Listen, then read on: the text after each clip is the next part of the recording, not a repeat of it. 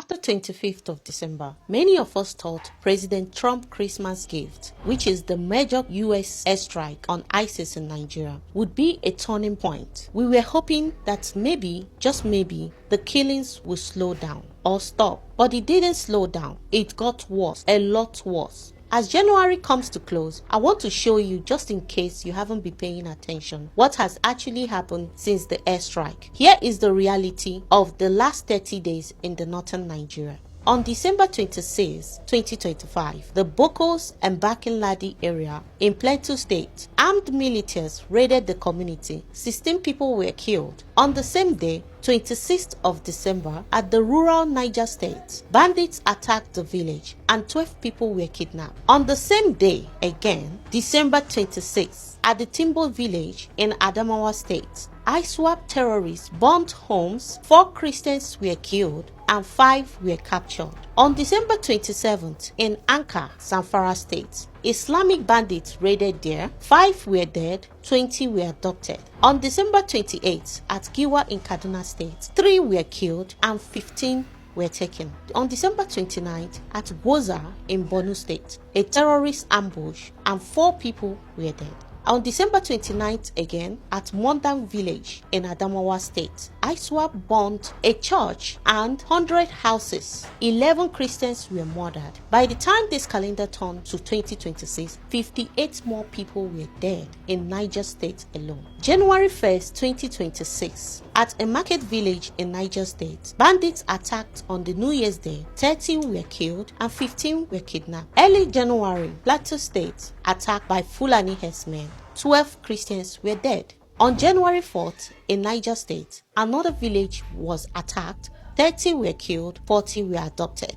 On January 5th, at Maiduguri in Borno State, there was Boko Haram attack and 3 people died. On January 5th again, at Benue State, a farming family was ambushed. 4 Christians from the same family were killed. On January 6th, Benue State was raided. 5 more Christians were murdered. On January 10th, at Taraba State, a night raid happened on 4 villages. 10 Christians were killed and homes were burned. On January 12th, in Benue State again, ambush on farmers. 4 Christians were dead. On January 17th to 18th, in Kajuru, Kano State, this is the one that shocked the world. Gunmen raided 3 churches during a Sunday service. 177 people was adopted, mostly Christians. On January 21st, at Borno State, there was a suicide bombing and assault. 5 soldiers and 58 civilians were killed. To add it up, in just 30 days,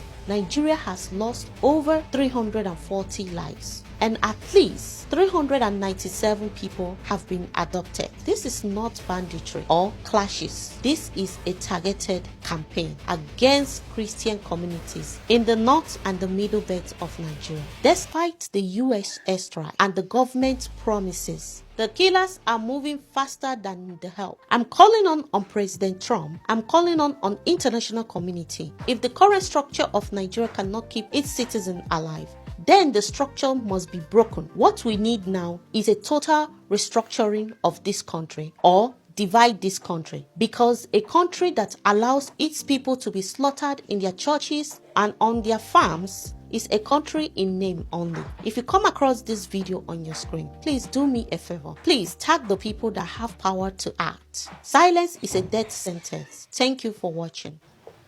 My fellow compatriot, ranging from the national speech made by Ibrahim Traore, the Burkina Faso's president, down to the Namibian female president speech made concerning the United States of Africa, how Africa can become an entity that actually thrived in the world we find ourselves, and all the happening taking place in Nigeria, the killings of Boko Haram, you will come to a conclusion that indeed we all need help. It's a call for emergency.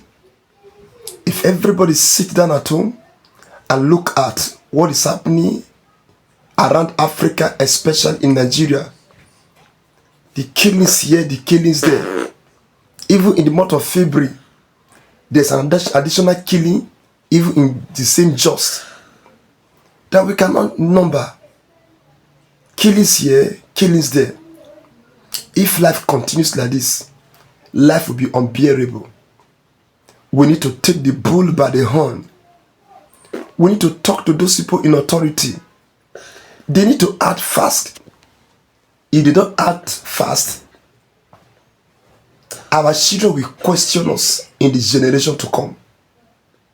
I don't know who will give them that right answer of what is actually going on in Nigeria and even the entire Africa. The other day, General Trump tried to intervene in Nigeria's matter, and we're thinking hope has come for Nigeria, but the situation is getting worse. The question is, who will help us from this dilemma? Who will save us from this deadly sabotage? Who will see us through this inimical journey? Who will carry us through these hurdles and horror of life? I don't want you to hesitate to subscribe to this channel. Don't hesitate to share this video.